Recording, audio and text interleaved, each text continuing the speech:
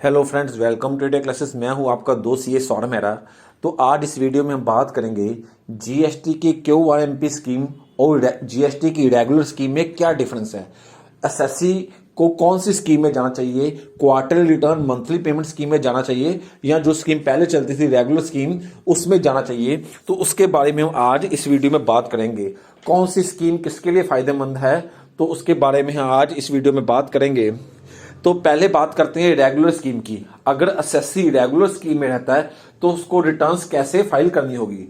अगर एसएससी की टर्नओवर 1,50,00,000 से कम है, अगर एसएससी की टर्नओवर एनुअली 1.5 करोड़ से कम है, तो उसके लिए रेगुलर स्कीम में उसको जो जीएसटीआर 3B है वो उसको मंथली फाइल करनी पड़ेगी, और जो उसकी जीएसटीआर 1 है उसको वो क्वार्टरली फाइल करनी पड़ेगी, और जो पेमेंट ऑफ टैक्सेस है वो उसको मंथली पेमेंट ऑफ टैक्स देना पड़ेगा। तो जिसका टर्नओवर 1.5 करोड़ से कम है, अगर वो रेगुलर स्कीम में रहता है तो जीएसटीआर 3B मंथली फाइल होगी, टैक्सेस मंथली जमा होंगे, और जीएसटीआर 1 जो है क्वार्टरली रिटर्न फाइल होगी। लेकिन अगर उसका टर्नओवर 1.5 करोड़ से ज्यादा है तो उस केस में उसका जीएसटीआर 1 भी मंथली फाइल होगा, जीएसटीआर 3B भी मंथली फाइल होगा, और पेमेंट ऑफ टैक्सेस भी है मंथली ही गवर्नमेंट को डिपॉजिट होगा। तो रेगुलर स्कीम में दो तरह की ऑप्शंस है। अगर आपकी 1.5 करोड़ से कम है तो जीएसटीआर 1 आप क्वार्टरली फाइल करो, और अगर आपकी 1.5 करोड़ से ज्यादा टर्नओवर है तो जीएसटीआर 1 आपको मंथली फाइल करनी होगी। 3B दोनों केसेस में मंथली ही फाइल होगी, और टैक्सेस भी दोनों केसेस में मंथली ही जमा होगा। तो ये था हमारा रेगुलर स्कीम। उसके बाद आ जाते हैं क्यूआरएमपी स्कीम। क्यूआरएमपी स्कीम में क्या है, उसमें जो लिमिट रखी है गवर्नमेंट ने वो रखी हुई है 5 करोड़ की। अगर आपका टर्नओवर 5 करोड़ से कम है, सालाना टर्नओवर 5 करोड़ से कम है, उस केस में आपकी दोनों रिटर्न्स जीएसटीआर 3B और जीएसटीआर 1 दोनों रिटर्न्स जो हैं वो क्वार्टरली फाइल होंगी। तो ध्यान से सुनिए, अगर आप क्यूआरएमपी स्कीम में आते हैं और अगर आपकी टर्नओवर 5 करोड़ से कम है तो उस केस में आपकी दोनों रिटर्न्स जीएसटीआर 1 और जीएसटीआर 3B जो है वो क्वार्टरली रिटर्न फाइल होगी। लेकिन जो पेमेंट ऑफ टैक्स है वो आपको मंथली डिपॉजिट करवाना पड़ेगा।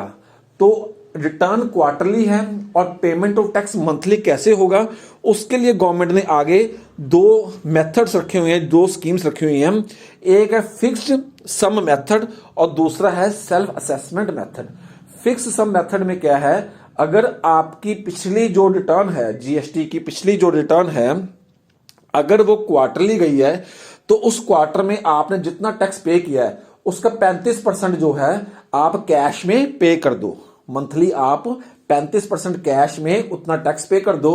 और अगर आपकी पिछली रिटर्न जो है मंथली गई है तो पिछली रिटर्न में जितना गवर्नमेंट को आपने जीएसटी पे किया था उतना ही जीएसटी आप जो है मंथली टैक्स जो है गवर्नमेंट को पे कर दो। एक तो ये तरीका है फिक्स सम मेथड, दूसरा है सेल्फ असेसमेंट मेथड।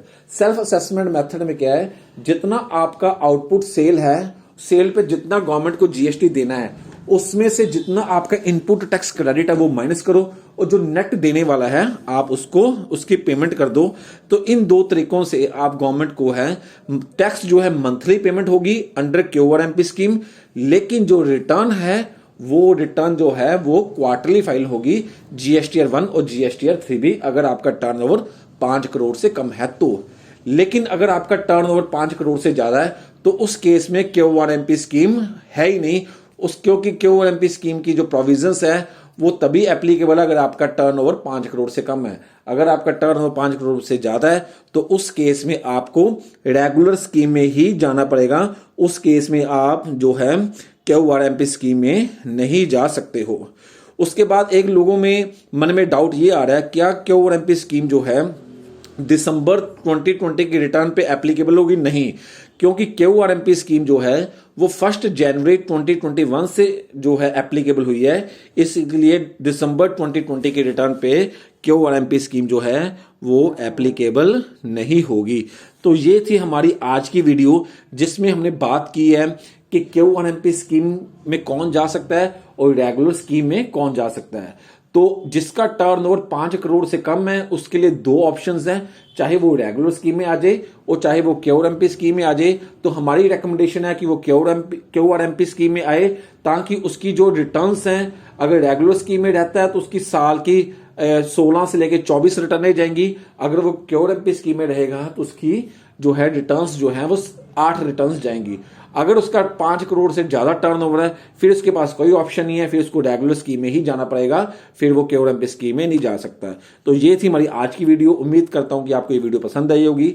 आप इस वीडियो को लाइक कीजिए, शेयर कीजिए, चैनल पर नए हैं तो चैनल को सब्सक्राइब कीजिए। Thank you.